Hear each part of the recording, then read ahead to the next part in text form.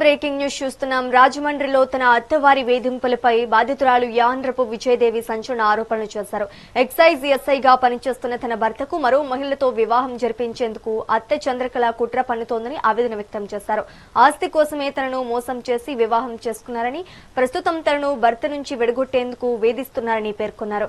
ఈ క్రమంలో తనకు న్యాయం చేయాలని టీడీపీ నేత ఆదిరెడ్డి అప్పారావును ఆశ్రయించగా ఆయన అండగా నిలిచారని విజయ తెలిపారు. అయితే తన వ్యక్తిగత సమస్యకు సంబంధించిన ఆడియోను వైసీపీ నాయకులు రాజకీయ స్వార్థం కోసం వాడుకోవటం సరికాదని అన్నారు.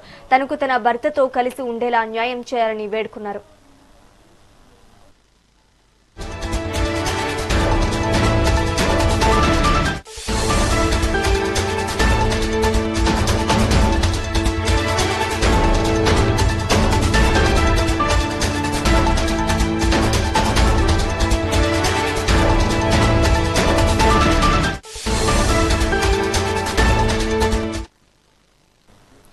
రాజమండ్రిలో తన అత్తవారి వేధింపులపై బాధితురాలు యాండ్రపు విజయదేవి సంచలన ఆరోపణలు చేశారు.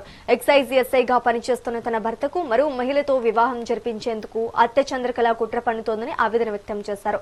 ఆస్తి కోసమే తనను మోసం చేసి వివాహం చేసుకున్నారని, ప్రస్తుతం తనను భర్త నుంచి విడగొట్టేందుకు వేధిస్తున్నారని పేర్కొన్నారు.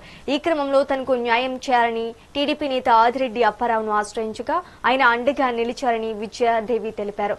అయితే తన వ్యక్తిగత సమస్యకు సంబంధించిన ఆడియోను వైసీపీ నాయకులు రాజకీయ స్వార్థం కోసం వాడుకోవటం సరికాదని అన్నారు. తనకు తన భర్తతో కలిసి ఉండేలా న్యాయం చేయాలని వేడుకున్నారు. నాకు 2022లో నా భర్తతో వివాహం జరిగిందండి. మమ్మల్ని చాలా మోసం చేసి పెళ్లి చేసుకున్నారండి మా అత్తయ్య గారు.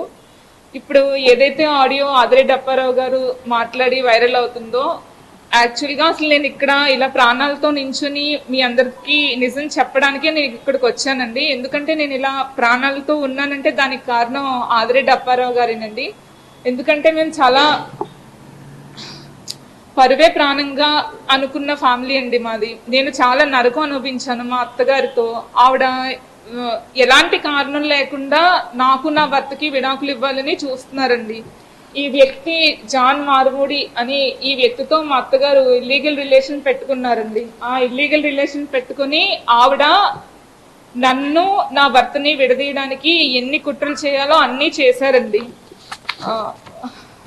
ఇదిగోండి జాన్ అనే వ్యక్తి, నేను ప్రెసెంట్ ఏదైతే పాలచెర్ల హౌస్ లో ఉంటున్నానో అక్కడికి వచ్చి కరెంటు వైర్లు కత్తిరించి వాటర్ అవన్నీ తీసేసి నన్ను ఎలా అయినా ఇంట్లోంచి పంపించాలని చూస్తున్నారండి. దీని అంతటికీ కారణం ఏంటంటే కేవలం మా అత్తగారు మమ్మల్ని మోసం చేసి ఆస్తి కోసమే నన్ను పెళ్లి చేసుకున్నారండి.